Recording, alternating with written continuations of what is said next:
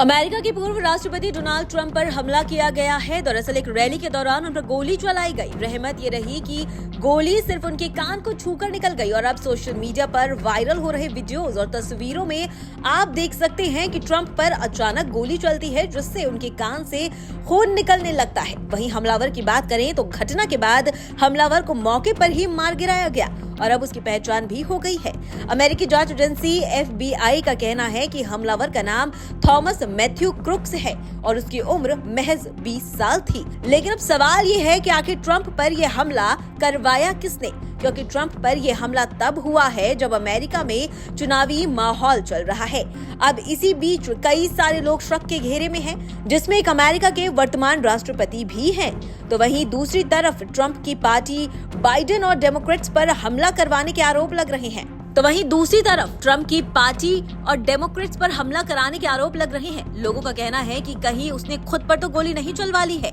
हालांकि कई रिपोर्ट्स में इस दावे को खारिज किया गया है, क्योंकि पहली वजह ये है कि ट्रंप कभी भी इतना बड़ा खतरा नहीं उठाएंगे।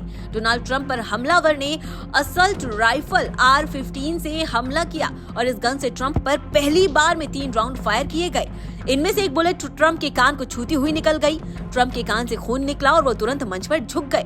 ट्रंप के झुकने के बाद उन पर दूसरी बार 5 राउंड फायर किया गया और इस बीच दूसरी बार में 5 राउंड फायर किया गया। इस बीच ट्रंप की सुरक्षा में तैनात सीक्रेट सर्विसेज के जवान ने उन्हें कवर किया और दूसरी तरफ से हमलावर को मार गिराया। अगर ट्रंप को कान पर ही गोली मरवानी होती तो असल्ट राइफल की जगह एकदम सटीक निशाने पर लगने वाली स्नाइपर गन से हमला करवाते। असल्ट गन के इस्तेमाल से निशाना चूकने का डर रहता है।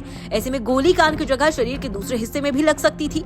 दूसरी वजह है, चुनाव जीतने के लिए सहानुभूति की जरूरत नहीं है, क्योंकि पिछले महीने डोनाल्ड ट्रंप के राष्ट्रपति बाइडेन के साथ हुई डिबेट के बाद से ही उन्हें राष्ट्रपति पद के लिए प्रमुख दावेदार माना जा रहा है। ऐसे में ये दावा भी खारिज हो जाता है।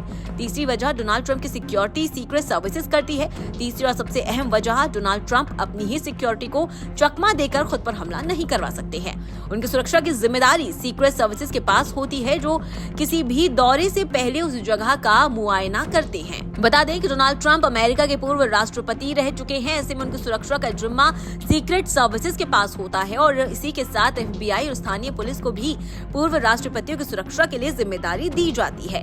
वहीं आपको ये भी बता दें कि पूर्व राष्ट्रपति की सुरक्षा में 75 अधिकारी 2400 घंटे तैनात रहते हैं। यहाँ तक कि वो कहीं भी जाते हैं तो उनके लिए स्पेशल फोर्स हमेशा उनके साथ रहती है।